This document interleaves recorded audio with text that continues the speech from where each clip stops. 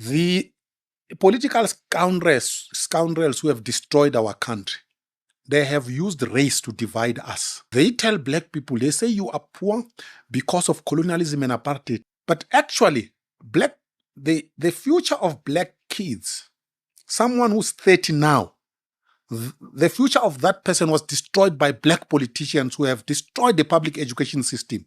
We are heartful with politicians. If you are white and you love South Africa, you would be crazy not to agree that we must educate black South Africans. South Africa needs a fresh start. I've had fellows, very ignorant fellows, black fellows, who insult white people, and they say they want to create a socialist South Africa. And they insult white people, and they use Karl Marx as their tool. Forgetting that Karl Marx was white. Yeah. We're not going to get involved in that nonsense. We believe that South Africa belongs to all who live in it, black and white. So to say we must educate black kids in the township and the rural areas is not to say we must destroy white schools in the suburbs. No. So this Bella nonsense, we don't believe in it. We're not going to entertain some socialist nonsense. Guys, so in this video, Prince Mashele is back with a hot series of thoughts regarding the initiative. It's a new initiative he's trying to introduce into South Africa. And I think it's an initiative of technocrats. And he's hoping that if this initiative can get as much support from South Africans, they would likely initiate a complete overhaul of South Africa's political system, which I know is a huge task because the ANC, the DA, these are big parties that have, dominated the political spectrum in South Africa. But, those of us who are Christians, there's a scripture that says, without a vision, the people lose restraint, all right? The kind of vision Prince Mashele is selling with this his initiative, bro, even for me who is not South African, I'm an outsider, it really speaks to the idea I've always had for a future South Africa. You see, that whole idea that Mandela also tried to communicate to the world, the whole idea of the rainbow. I still think this is the most viable political structure that South Africa can sustainably promulgate as it goes into the future, because it's a land made of blacks, whites, as we usually say, Indians and coloreds. It's a land of, multiculturality, multiracialism, that I think the power hasn't yet been tapped into and understood. And I think when you listen to Prince Mashele, he's actually hitting on those nails. He speaks about, and he has this very funny expressions where he says that he doesn't believe in this Bella nonsense. So the whole thing with the Bella bill, that many Afrikaners, I think towards 2024, 2025, Afrikaners felt it was an attack on the Afrikaans language as a language of instruction in schools.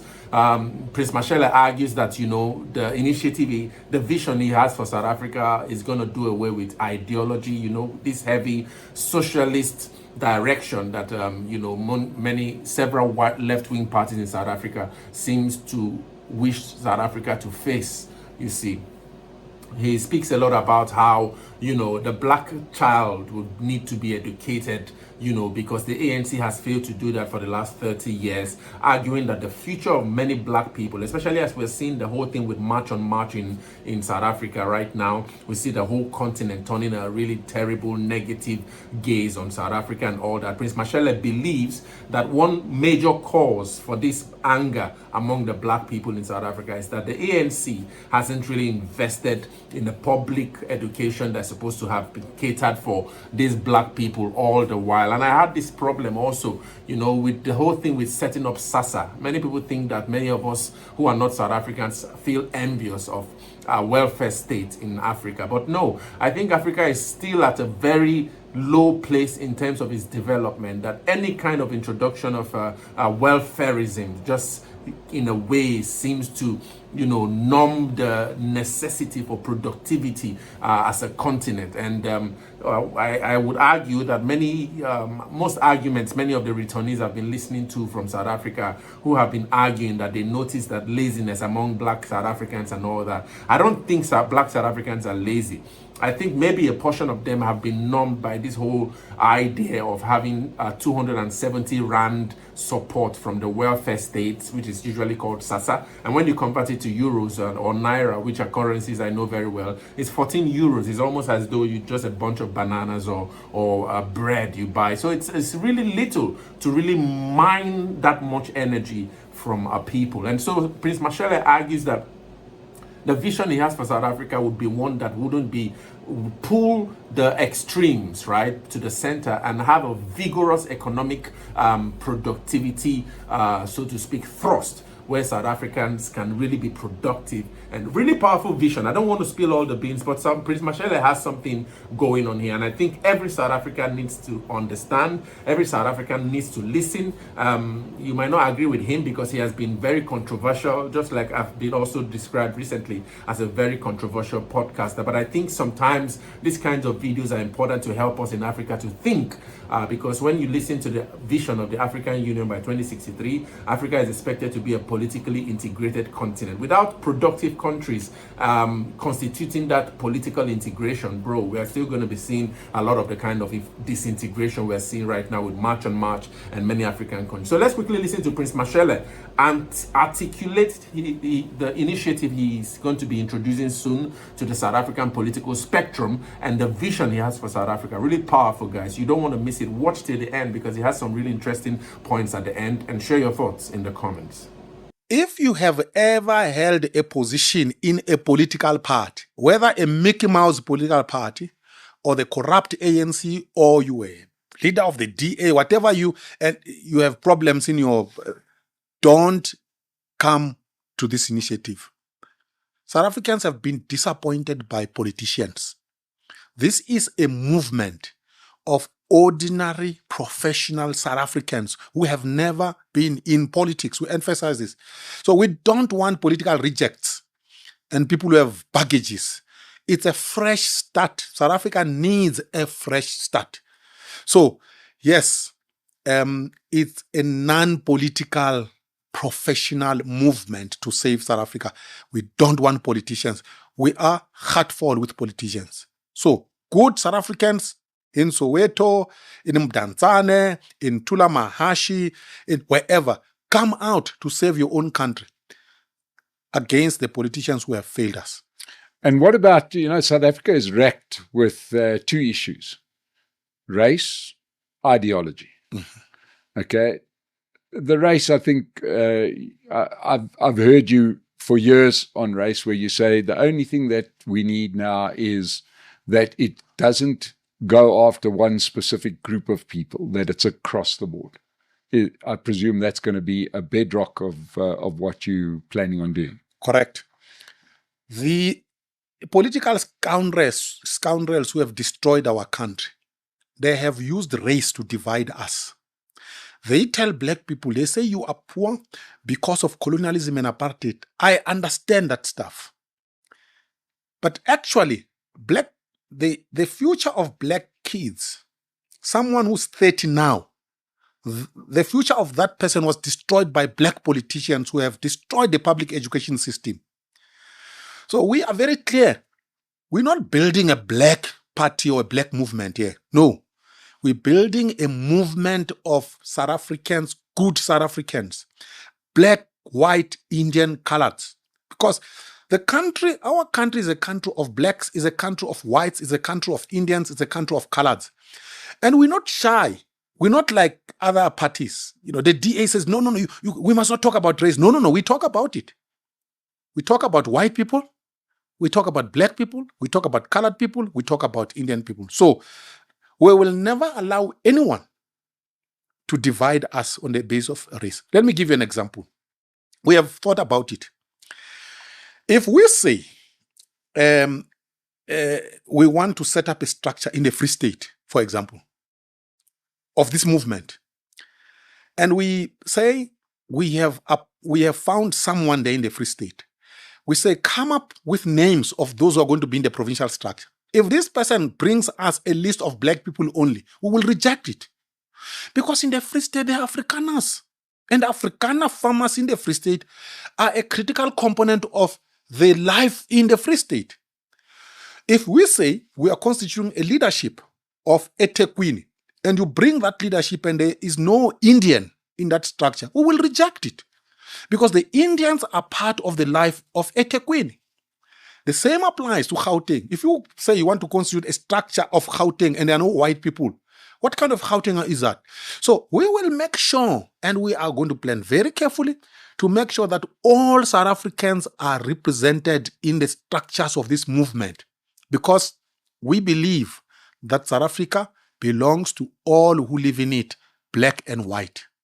I know you know where that line comes from. I do know where that line comes from. We believe in that. Yeah. And there's usually, when I hear that line, it's often followed with but. There's no but. No. We've put a full stop. There is no but. South Africa belongs to all who live in it, black and white. Now, full stop. We know that South Africa has been infested with the, like I said, there was the second part of the plague, and that is around ideology. Where we've got parties that talk like it's 1860, like they're best friends with Karl Marx. We've got parties. What would be the vision for your movement? You know, this ideology thing, it's actually hilarious. I've had fellows, very ignorant fellows, black fellows, who insult white people, and they say they want to create a socialist South Africa. And they insult white people, and they use Karl Marx as their tool. Forgetting that Karl Marx was white. Yeah. We're not going to get involved in that nonsense. This is what we want to do. We want to pull South Africans from extremes and from narrow cocoons to the center. So we want as many Shangans as possible out of Shangan consciousness to the center. As many Jewish people out of Jewish consciousness to the center. As many Afrikaners, as many Zulus, as many Tswanas, all of us, we want to pull them to the center. On the basis of, when they are in the center, what is it that they will be doing there? One, in the center, we will all agree that we must pour a lot of resources to make sure that black children in the townships and in the rural areas receive the best maths and science education. Now, it doesn't end there. Why are we prioritizing black children in the poor communities? It's because that's where the ANC has broken down the education system. We want to sort it out. So if you are white and you love South Africa, you would be crazy not to agree that we must educate black South Africans. That's what we are going to talk about in the center. But that doesn't, our movement is not a movement of opposites. No. So to say we must educate black kids in the township and the rural areas is not to say we must destroy white schools in the suburbs. No. So this Bella nonsense, we don't believe in it. In the suburbs, the schools must continue to work the way they do. We don't destroy them. Because if we destroy them, we will not even have examples of what a functioning school looks like. So we don't want to travel outside of South Africa to go and see a school that works. We have them here, so we don't destroy that. Secondly, in the center, we will say we will arrest political criminals who have stolen money from the state, including the hardcore criminal kingpins like Ket Matala, who have been working with them, the ANC criminals. We will arrest them. If you love this country, you will not disagree with that. And by the way, let me make this very clear. If South Africans were to support this movement and we win in 2029, you know who our police commissioner will be? National Police Commission. It would be Mkwanazi. Within a month, we will appoint Mkwanazi. And say, Mkwanazi, arrest these criminals, number one. Number two, clean up the police because they are rotten. 3, bring back law and order in South Africa. That stuff, it's not ideological. It's stuff that fixes the problems that South Africans face on daily basis. Do you want me to give you more? One, economic growth. We're not going to entertain some socialist nonsense. It's a market economy where the state is competent and the private sector thrives and it creates jobs for people. Here is another one in line with what is going on about immigration and immigrants. The state, which is competent, which we are going to revive, will arrest illegal immigrants. So there will be no need for march on march.